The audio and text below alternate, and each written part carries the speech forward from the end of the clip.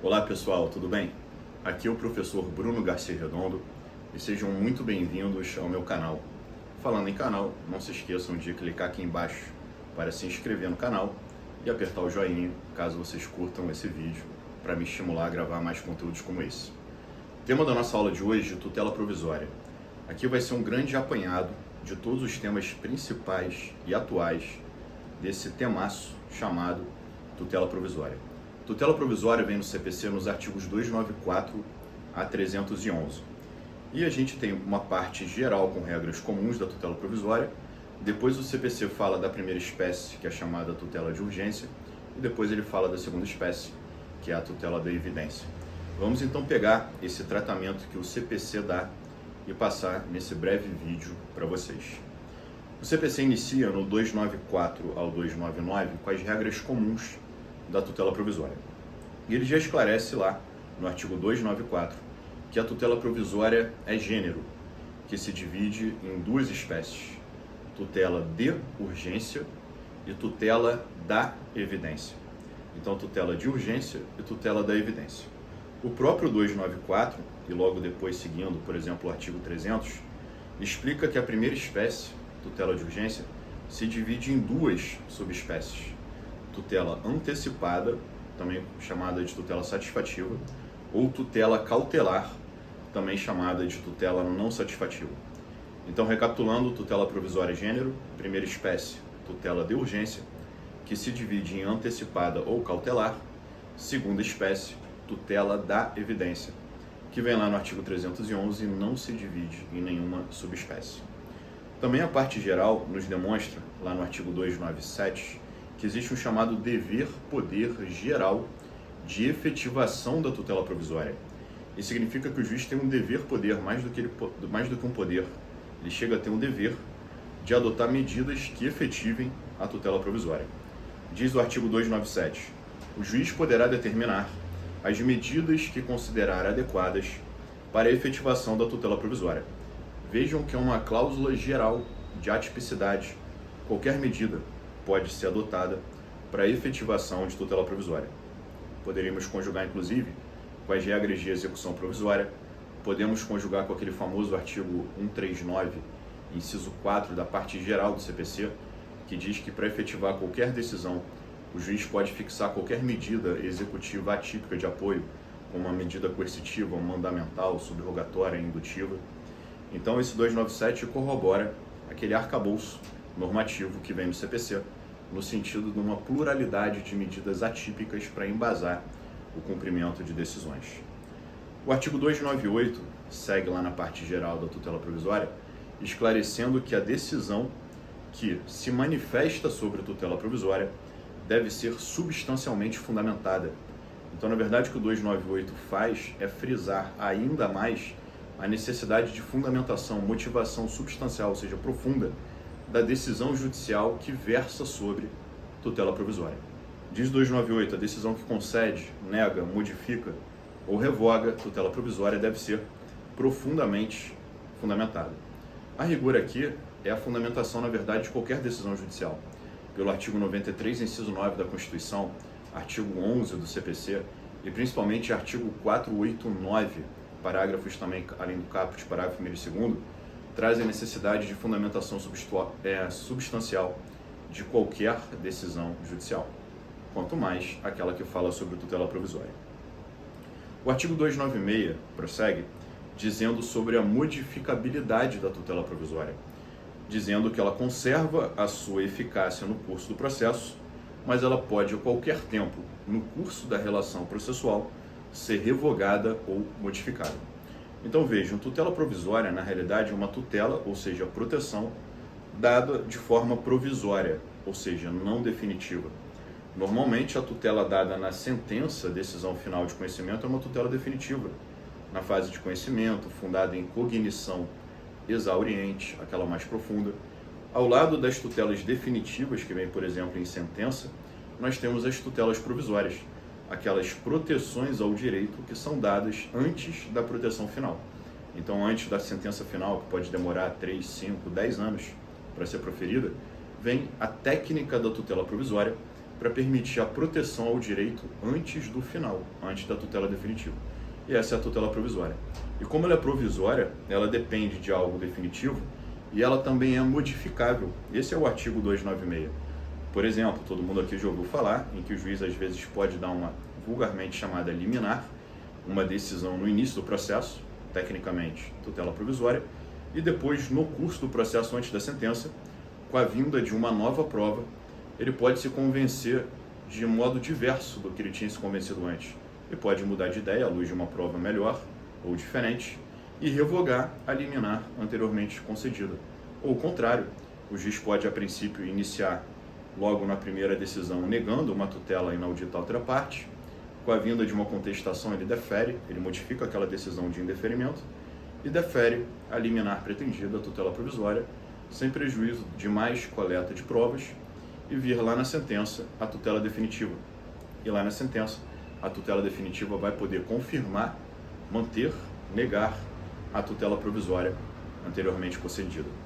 O CPC não diz no 296, mas é óbvio que a decisão que modifica a tutela provisória também deve ser substancialmente fundamentada. Mais uma vez, todas as decisões judiciais devem ser igualmente substancialmente fundamentadas. O artigo 299 segue lá na parte geral de tutela provisória, dizendo que, sobre a competência, que quando a tutela for requerida de modo incidental, ela deve ser requerida ao próprio juízo da causa, ou seja, quando já instaurado o processo, a tutela provisória deve ser requerida por simples petição intercorrente dos próprios autos ao próprio juízo. Porém, existe uma possibilidade de se pedir e se obter tutela provisória em caráter antecedente, ou seja, antes da ação e do pedido principal. E nesse caso, se protocola o pedido de tutela provisória antecedente ao juízo que será o competente para o pedido principal. E finalmente o artigo 295 diz que essa tutela, requerida de forma incidental dentro dos autos, quando já formulado o pedido principal, ou seja, aquela petição no meio do caminho, no meio do processo que requer a tutela provisória, essa petição ela é isenta de custas e despesas processuais, tal como qualquer outra petição. Porém, se nós tivermos aquela hipótese de tutela antecedente, um processo que se inicie só com o pedido de tutela provisória antes da formulação do pedido principal, nesse caso, já que estaremos quebrando a inércia da jurisdição, rompendo essa inércia indo ao Poder Judiciário, vai ser necessário o pagamento de despesas e de custas. A partir dali, nós saímos do CPC, da parte geral de tutela provisória, e passamos a entrar na primeira espécie da tutela provisória, chamada tutela provisória de urgência, aquela que se divide em duas espécies, antecipada e cautelar. Vamos falar agora então de tutela de urgência, primeira grande espécie da tutela provisória. O artigo 300 inicia falando das duas espécies, tutela antecipada, leia-se, satisfativa, e tutela cautelar, leia-se, não satisfativa, trazendo os requisitos. Os requisitos são parecidos, mas não são iguais. O artigo 300 demonstra que para a tutela antecipada satisfativa são necessários dois requisitos, assim como para cautelar. Só que para a tutela antecipada, o primeiro requisito é a probabilidade do direito. O segundo requisito é perigo de dano. Então, o sujeito, para obter a tutela provisória de urgência antecipada, tem que alegar um binômio: aparência, probabilidade do direito e perigo de dano, risco de dano. Dano ao direito material requerido no processo. A segunda espécie, tutela cautelar, ela é não satisfativa, é assim denominada porque ela não satisfaz o direito material. Ela, na verdade, ela cautela, ela protege o próprio processo, para que o processo possa chegar ao final e, quando chegar ao final, ele possa produzir um resultado útil. E essa tutela cautelar, também por ser de urgência, ela exige dois requisitos. Ela exige o mesmo primeiro requisito, probabilidade do direito, mas o segundo requisito é um pouquinho diferente. O segundo requisito para cautelar é perigo de dano ao resultado útil do processo. Então, a tutela antecipada é satisfativa porque o perigo de dano é o direito material. Já a tutela cautelar, segunda espécie de tutela de urgência, o segundo requisito é risco de dano ao resultado útil do processo. E na cautelar, essa segunda espécie, esses requisitos, aparência de direito e risco de dano, costumam ser chamados na prática forense de fumus boni iuris, fumaça do bom direito, e periculum in mora, perigo na demora do processo. Então vejam que aqui já fica claro que tutela de urgência, primeira grande espécie da tutela provisória, se diferencia da segunda, tutela da evidência, pelo fato de a primeira espécie, tutela de urgência, exigir dois requisitos: aparência de direito e risco de dano para a sua concessão. Ao passo que a tutela da evidência exige somente um requisito, e vai ser o quê? O direito evidente. Não se cogita, não se manifesta, não se deve comprovar, não se alega, não se debate risco de dano na tutela da evidência. Basta se comprovar um requisito, direito evidente, mas não com uma argumentação de um conceito vago. O direito evidente vem em 4 incisos do artigo 311 e daqui a pouquinho a gente entra em tutela da evidência. Prosseguindo aqui, em tutela da urgência, primeira espécie, trabalhando conjuntamente ainda a tutela antecipada e a tutela cautelar, o artigo 300, parágrafo 1º, diz que para o juiz conceder tutela da urgência, ele pode, se quiser, exigir garantia, exigir prestação de caução pelo requerente. E também pode dispensar a caução, se não considerar necessário, ou poderia até exigir e dispensar em caso de hipossuficiência do requerente. E essa tutela de urgência, ela pode ser requerida em qualquer momento. Daqui a pouquinho a gente vai ver que ela pode ser requerida de forma antecedente, antes do pedido principal. Ela pode ser requerida já no momento do ajuizamento do processo, antes da citação do réu. Ela pode ser deferida chamada de inaudita altera parte. Ela pode ser deferida no curso do processo, de primeira instância, por exemplo. A tutela provisória pode ser concedida na sentença. E aí é curioso que a sentença dá ao mesmo tempo tutela definitiva e tutela provisória, na verdade, para retirar o efeito suspensivo automático op legis da apelação. Vai vir lá no artigo 1012. Também pode ser deferida a tutela de urgência em recursos, em meios impugnativos, em processos originários nos tribunais. Então, a rigor, a tutela de urgência, pelo fato de ter dois requisitos, aparência de direito e risco de dano, já que o processo não é um fim em si mesmo, ele busca a efetividade da tutela jurisdicional. Nós temos lá a possibilidade de formulação desse pedido em qualquer momento, em qualquer fase do processo. O artigo 300, parágrafo 3º, traz uma regra muito complicada que deve ser seguida de modo geral, como regra geral, mas ela deve admitir ponderações e exceções. O artigo 300, parágrafo 3º, fala que o juiz não deveria conceder tutela de urgência, apesar da aparência de direito, apesar do risco de dano, se houver do outro lado um risco de irreversibilidade dos efeitos da decisão ou dos efeitos da medida. Então, a rigor, apesar de preenchidos os requisitos, o requerente tem uma aparência de direito, está sofrendo um risco de dano ao direito material, se a tutela sendo deferida e sendo efetivada, os efeitos dessa decisão forem irreversíveis, o parágrafo 3º orienta que o juiz não conceda a tutela.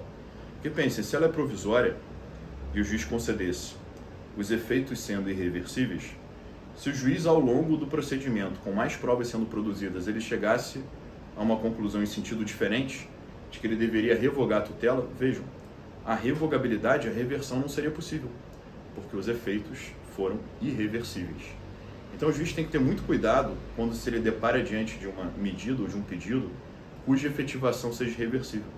Então, a princípio, ele deve negar, já que ele não estaria dando uma tutela provisória, mas uma tutela definitiva, criando um fato consumado. Porém, vejam, há situações em que a doutrina defende, a meu ver com razão, de que o juiz não pode ficar preso a essa impossibilidade. Ela não poderia ser uma impossibilidade absoluta, porque quando houver uma grande aparência de direito e um risco de dano enorme, ainda que haja, raramente, de forma excepcional, um risco de irreversibilidade dos efeitos da decisão, o juiz poderia deferir a tutela a si mesmo, em casos extremos. Pensem, por exemplo, se houver risco de irreversibilidade recíproco, que alguns chamam de periculum in mora reverso. Imaginem que se o juiz der a tutela, há um perigo de reversibilidade do efeito da decisão. Mas se ele não der a tutela, há um perigo de perecimento irremediável do direito. Então não adiantaria mudar de ideia e dar depois, negar agora, porque é irreversível, e dar na sentença. A sentença seria inútil. Então, quando há, por exemplo, um risco recíproco de irreversibilidade, seja da concessão, seja da negativa do indeferimento, a doutrina diz que o juiz deveria ponderar os riscos de reversibilidade e deferir a tutela ou não, dependendo de qual bem da vida, qual direito, qual valor está em jogo. Ele deveria proteger o valor, o direito mais relevante, ainda que seja um tema muito polêmico, qual direito é mais relevante, qual se sobrepõe ao outro.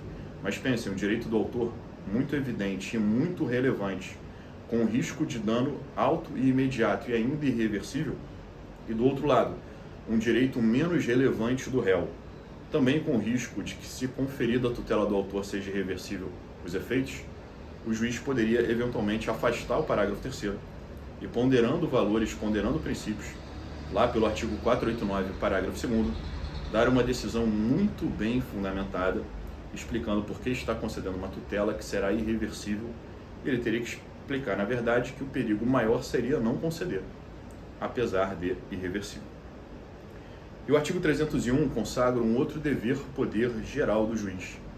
Aqui, se lá na parte geral ele consagrava aquele dever-poder geral de efetivação da tutela provisória em geral, agora o artigo 301, já que ele é um artigo de tutela de urgência, ele consagra o dever-poder geral de cautela do juiz e diz que o juiz pode, para conceder tutela cautelar, determinar qualquer medida para sua efetivação.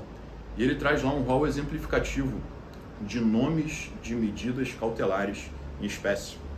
Para conceder tutela cautelar, diz o 301, o juiz pode conceder arresto, sequestro, arrolamento de bens, registro de protesto, ou qualquer outra medida idônea, está lá no CPC, para assegurar o direito.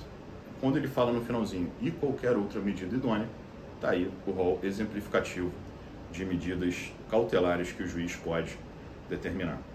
E o artigo 302 termina com esse primeiro conjunto de artigos sobre tutela de urgência, finaliza no artigo 302 falando da responsabilidade civil objetiva do beneficiário.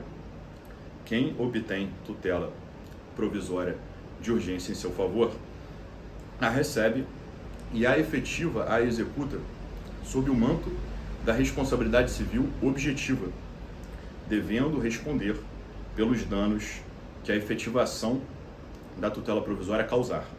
E diz lá, quem recebe, quem é beneficiário, vai efetivar, vai executar, porém, se houver reversão da tutela provisória, se ela for modificada, se ela for revogada, ou o adversário, num recurso, conseguir a modificação da decisão que concedeu, o sujeito vai responder independentemente de culpa, ou seja, responsabilidade civil objetiva do beneficiário da tutela provisória de urgência. E aí, a partir daqui, queridas e queridos, o CPC inova prevendo do artigo 303 e 304, os dois artigos seguintes, prevendo a tutela antecipada em caráter antecedente, e no 305 a 310 a tutela cautelar também requerida em caráter antecedente. Então, até agora, o CPC vinha com regras comuns, regras gerais, tutela provisória, depois regras específicas de tutela provisória da urgência, seja cautelar, seja antecipada, e fosse incidental, fosse antecedente. Daqui para frente, o CPC termina a regulamentação de tutela de urgência falando apenas daquela técnica nova criada pelo Código de 2005, de você poder pedir a tutela de urgência de forma antecedente, ou seja, protocolando uma petição inicial pedindo não tutela final, pedindo só, entre aspas, a liminar, a tutela provisória, a tutela requerida em caráter antecedente. Dois primeiros artigos, 303 e 304, tutela antecedente antecipada, 305 a 310, pedido antecedente de tutela cautelar, as duas espécies da tutela de urgência. Notem que a outra espécie lá grande de tutela provisória, tutela da evidência, ela não permite requerimento em caráter antecedente. Então, essa possibilidade de antecipar o pedido e entrar com o pedido pedindo só, entre aspas, a liminar, cabe apenas no caso de tutela de urgência, nunca no caso de tutela da evidência. Por que, Bruno? Porque, veja, você poder fazer esse pedido antecipado mais simples, leve em conta a questão do risco de dano. O risco de dano é tão grande que o advogado não consegue fazer uma petição muito extensa já pedindo o pedido principal, trazendo todas as demais provas. Ele protocola uma petição na urgência pedindo a medida liminar. Então vejam que a urgência está intrinsecamente conectada com essa questão da celeridade do protocolo de fazer um pedido só de liminar, um pouco mais enxuto, um pouco menos embasado, porém minimamente embasado para obter o deferimento. Por isso que só cabe para tutela de urgência, devido a esse risco de dano, justificar a antecipação do pedido de tutela provisória antes da formulação do pedido de tutela definitiva. Então vamos lá, 303 e 304 do CPC.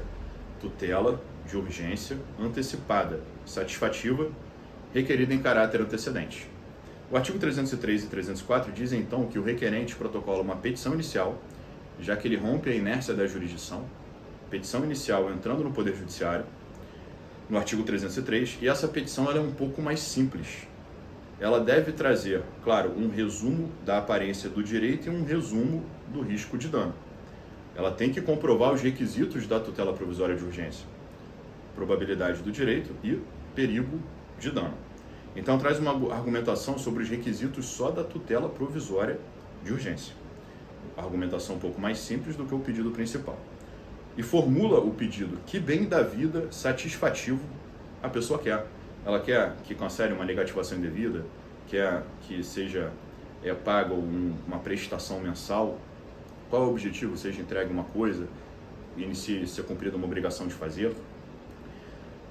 E mais, diz o parágrafo 5º do artigo 303, o autor deve trazer um alerta expresso na petição inicial de que essa petição inicial não é a petição inicial de tutela satisfativa definitiva, que é um pedido de tutela provisória, porque seja o pedido principal, seja esse pedido de tutela provisória, ambos começam com uma petição inicial. Então o juiz, caso a caso, ele vai ter que ser alertado dizendo assim, olha, isso aqui é uma petição inicial não de pedido principal, de tutela definitiva. Isso aqui é uma petição inicial, só que de tutela provisória. Então o autor tem que colocar um alerta na petição inicial dizendo que está entrando com a petição inicial no rito do artigo 303 e 304. Porque o rito dessa petição inicial é diferente do rito da petição inicial tradicional do processo principal, do processo em que já se pede de uma vez a tutela definitiva. Mas, como o Estado não poderia ser prejudicado nesse pedido antecedente e recolher menos custas, menos despesas processuais, diz o parágrafo 4º do 303 que as custas, a causa, o valor da causa, mesmo nessa tutela antecipada antecedente, nesse pedido de tutela provisória, já deve levar o valor da causa em conta o futuro pedido principal. E claro que aumentando o valor da causa, aumenta-se a arrecadação através de despesas processuais.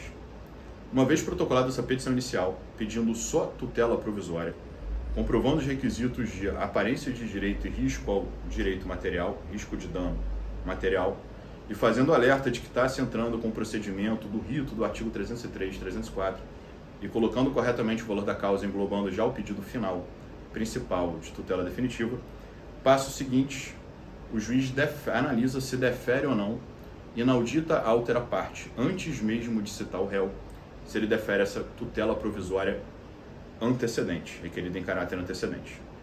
Deferida a tutela, o réu deve ser citado e intimado da decisão.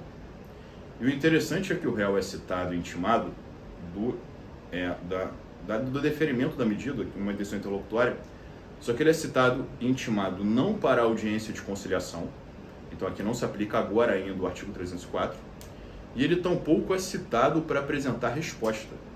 Ele é citado para se transformar em réu e é intimado da decisão. E o CPC diz que o réu, para se opor contra essa liminar inaudita altera parte, ele deve recorrer da decisão.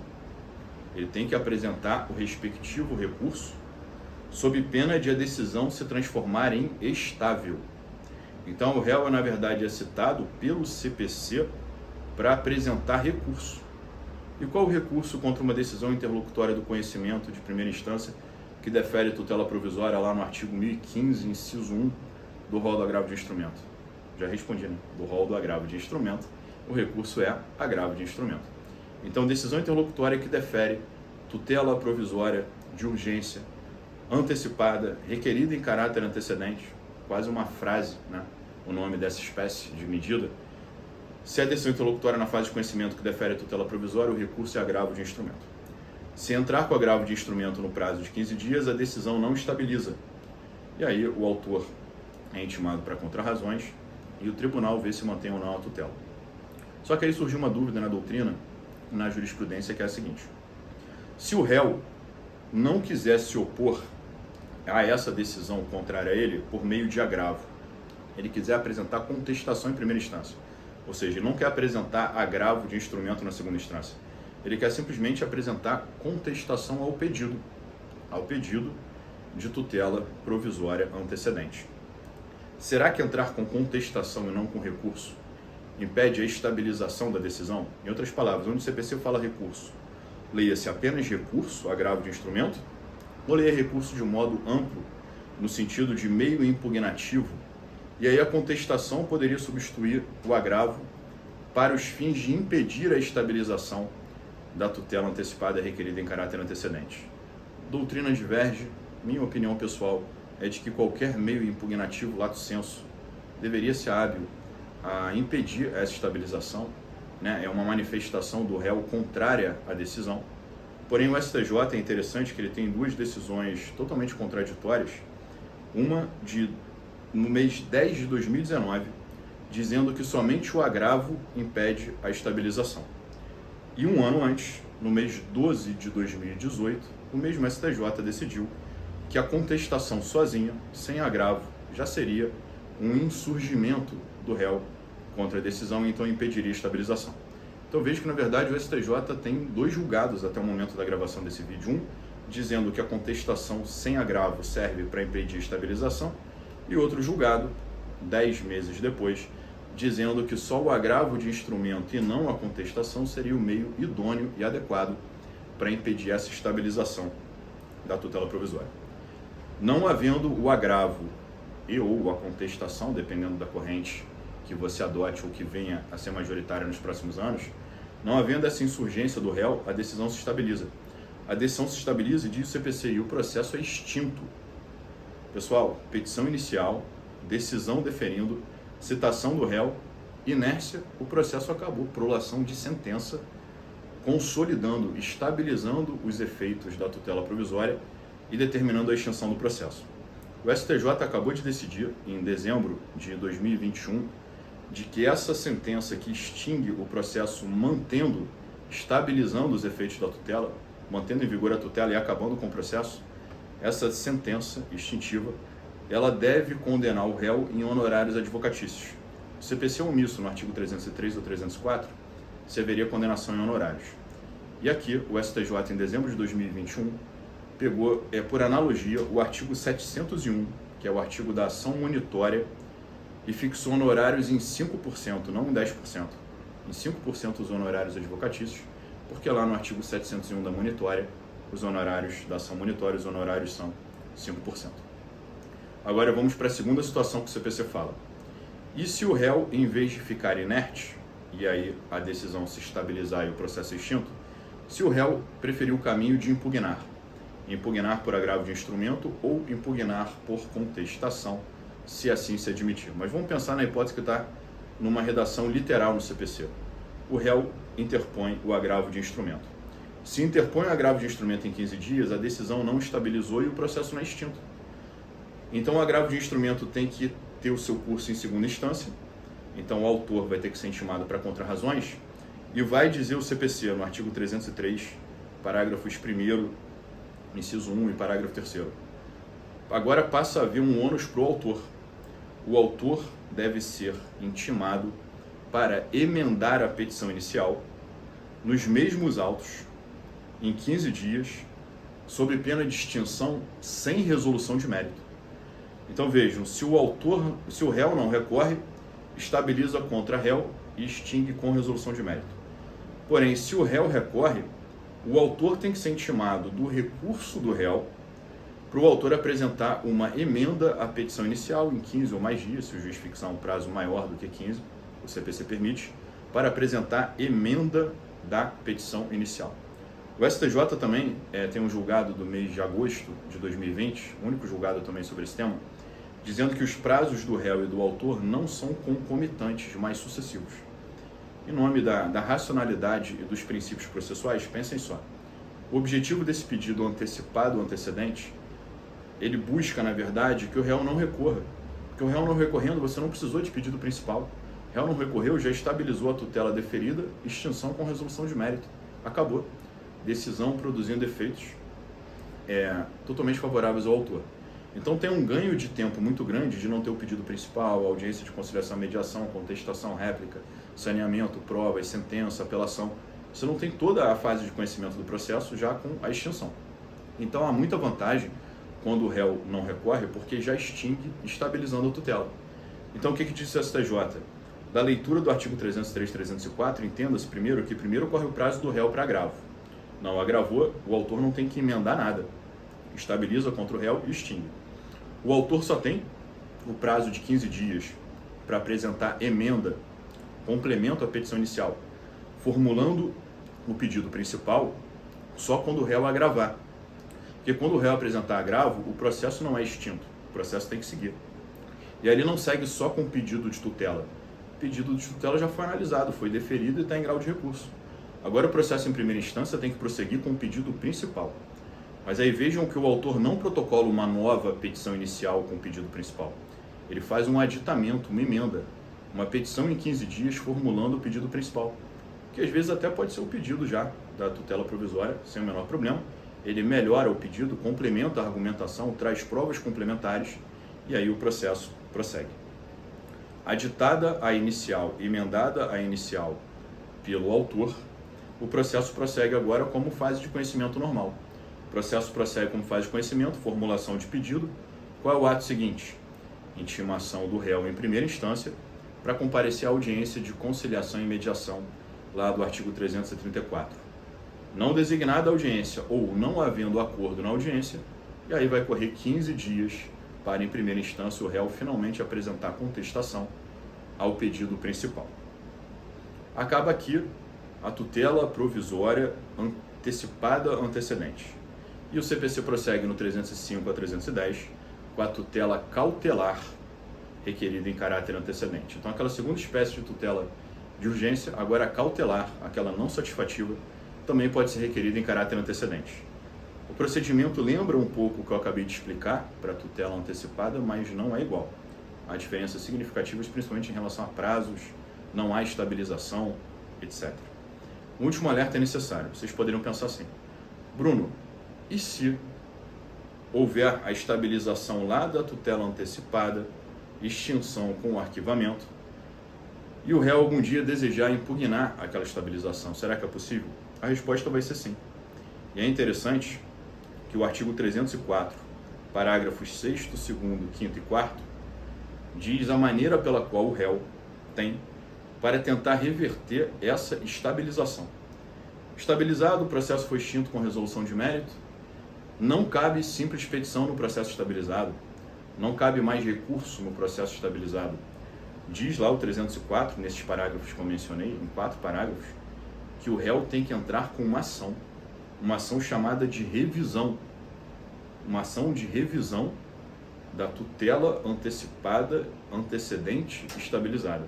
E tem um prazo máximo de 2 anos, pedindo a modificação dos efeitos dessa tutela deferida. E o juízo está prevento, ou seja, uma petição inicial de uma ação de revisão dos efeitos da tutela antecipada requerida em caráter antecedente e estabilizada.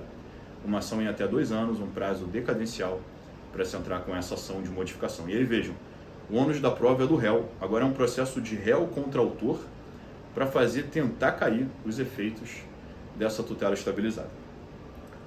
Isso que acontece na tutela antecipada não acontece na cautelar antecedente. Vamos então para a cautelar antecedente, artigo 305 a 310.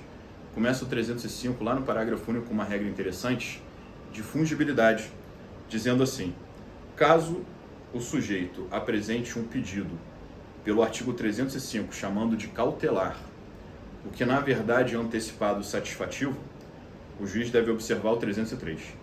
Então, se o autor errar, chamar de tutela cautelar o pedido antecedente, e o juiz vir que na verdade tinha que ter sido da antecipada antecedente que acabamos de estudar, o juiz não extingue o processo sem resolução de mérito, não manda o autor emendar.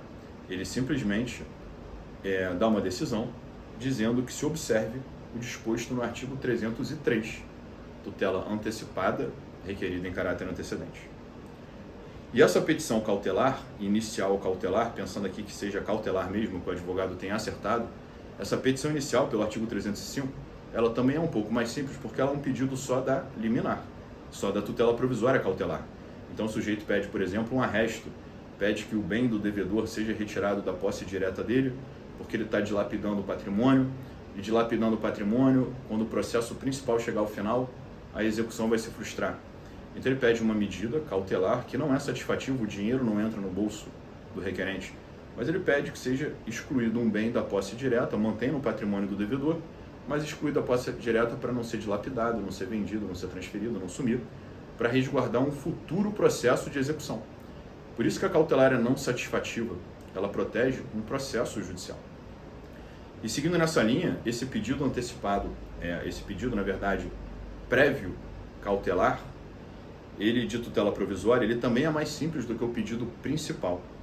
Então o sujeito faz um pedido prévio cautelar antes do pedido principal de direito material, aí sim satisfativo. E aí diz o artigo 305, petição inicial desse pedido antecedente mais simples, ou facultativamente o sujeito já pode fazer diretamente o pedido principal. Ou faz o pedido principal pedindo a cautelar, também em conjunto, ou pede primeiro a cautelar e lá na frente vai fazer o pedido principal de direito material. Aqui na cautelar, feito esse pedido antecedente cautelar, é curioso, o réu é citado para contestar em 5 dias, contestar cautelar, dizendo que provas pretende produzir. Então o réu é citado não para agravo de instrumento, sob pena de estabilização, nada disso. O réu é citado para contestar o pedido cautelar e produzir provas.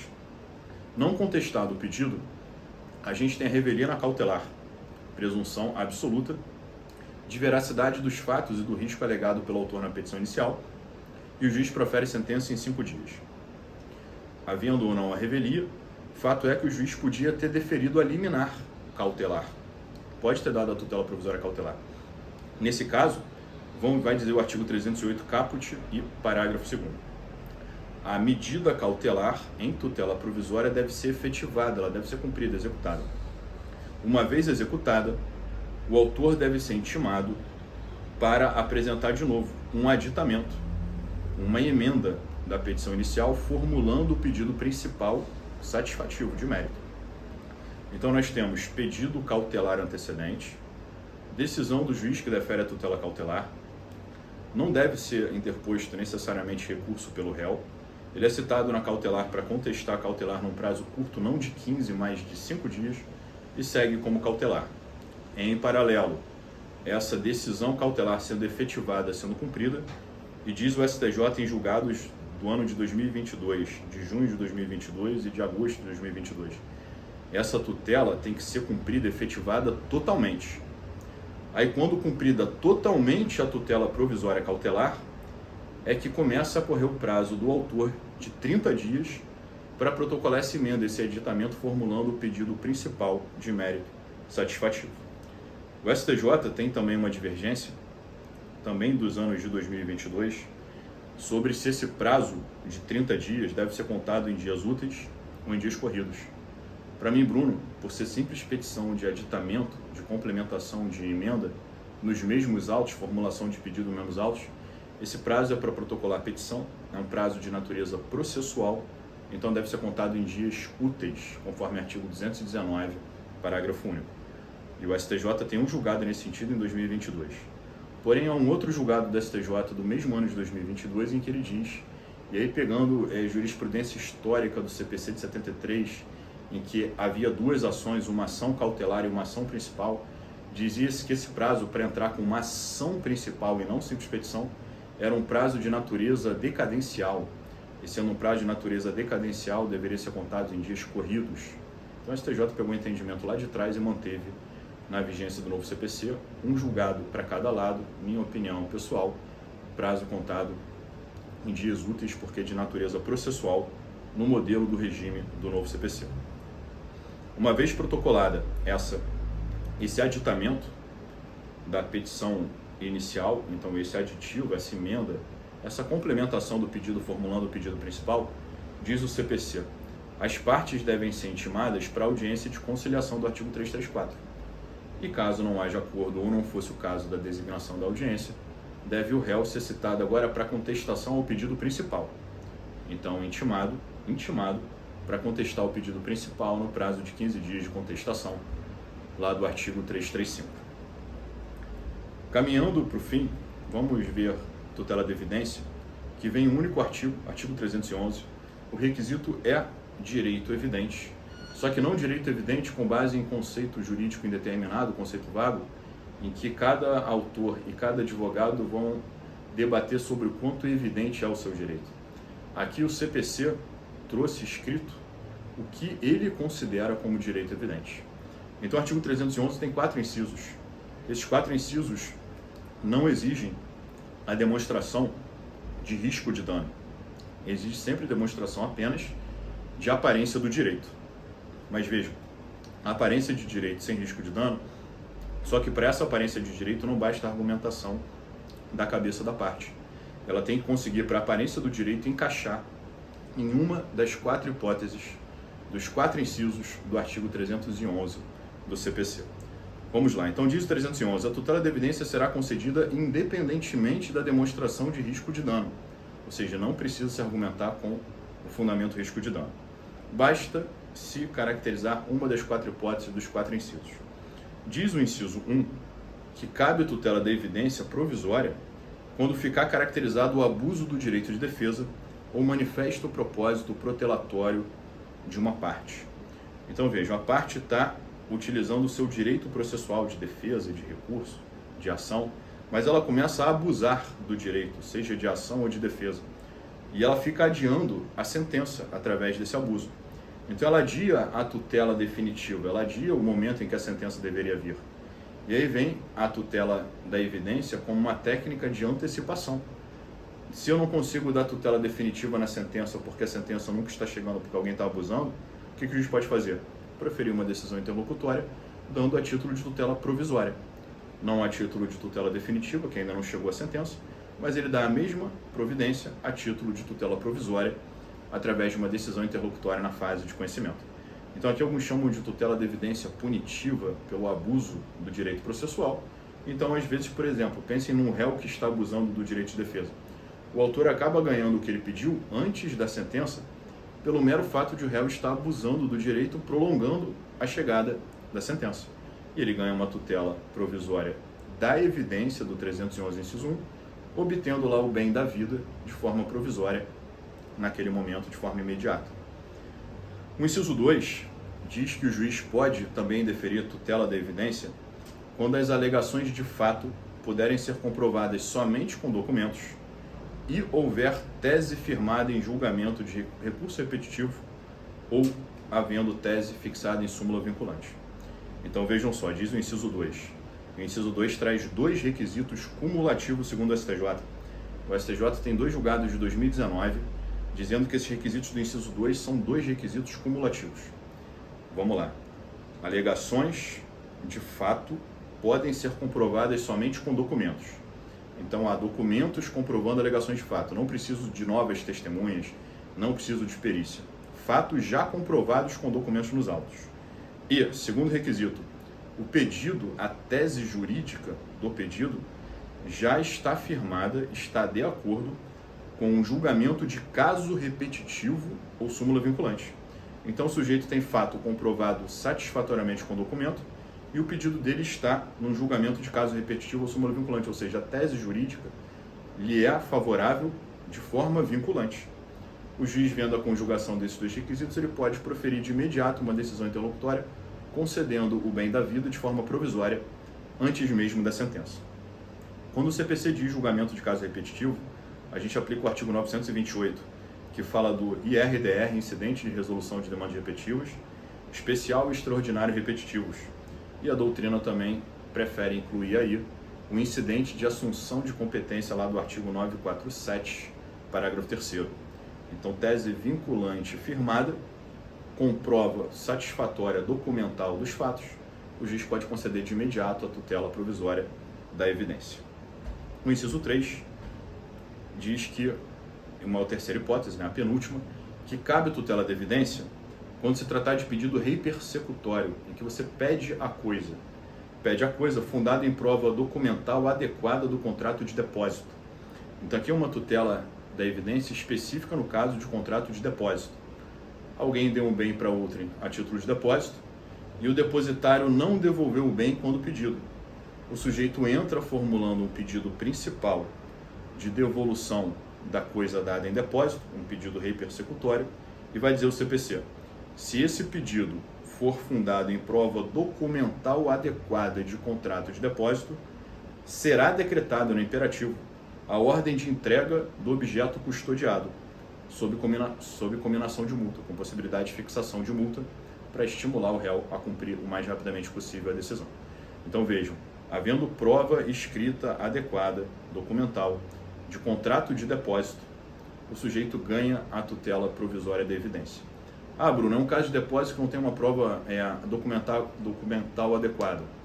Não se ganha a tutela da evidência com base no inciso 3, mas, por exemplo, você pode argumentar pedindo outra tutela provisória, por exemplo, de urgência antecipada, com outra argumentação, né? Aí lá com a argumentação de aparência de direito e risco de dano. Finalmente, inciso 4, último inciso de tutela da evidência, diz que cabe tutela da evidência quando a petição inicial estiver instruída com prova documental dos fatos. Aqui o réu não opõe a prova capaz de gerar dúvida razoável. A diferença do inciso 2 para o inciso 4 é de que, apesar de terem como ponto em comum o requisito prova documental satisfatória dos fatos, a diferença é que no inciso 4 não se exige que o pedido esteja de acordo com tese jurídica vinculante, com julgado vinculante de tribunal superior ou súmula vinculante. Na verdade, o inciso 4 exige só contraposição de provas. Provas, por exemplo, do autor, documentais mais fortes do que as provas documentais que o réu trouxe. A tese não precisa ser uniforme ou não precisa ser vinculante. Aqui o sujeito ganha, o autor no caso, a tutela da evidência, pelo mero fato de a sua prova documental ser mais forte do que a prova documental do réu. Vejam, uma prova ao qual o réu não opõe a prova capaz de gerar dúvida razoável.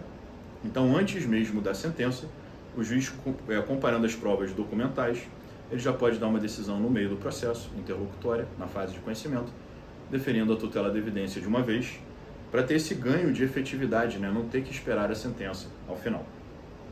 E finaliza o CPC a tutela da evidência no artigo 311, parágrafo único, dizendo o seguinte: no caso dos incisos 2 e 3, a tutela da evidência pode ser deferida liminarmente.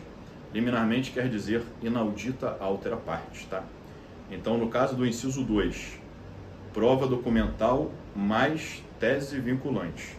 E inciso 3, prova documental adequada do contrato de depósito, cabe deferimento inaudita altera parte, antes mesmo da citação do réu.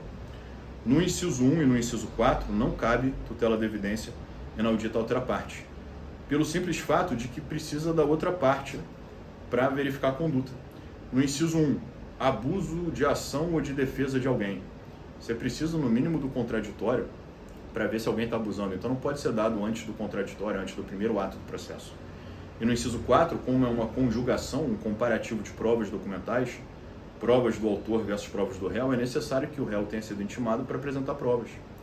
Então, como o inciso 1 e o inciso 4 se referem a condutas que ocorrem depois do primeiro contraditório, depois que o réu é citado para contraditório, não pode ser deferida de forma inaudita altera parte, liminarmente.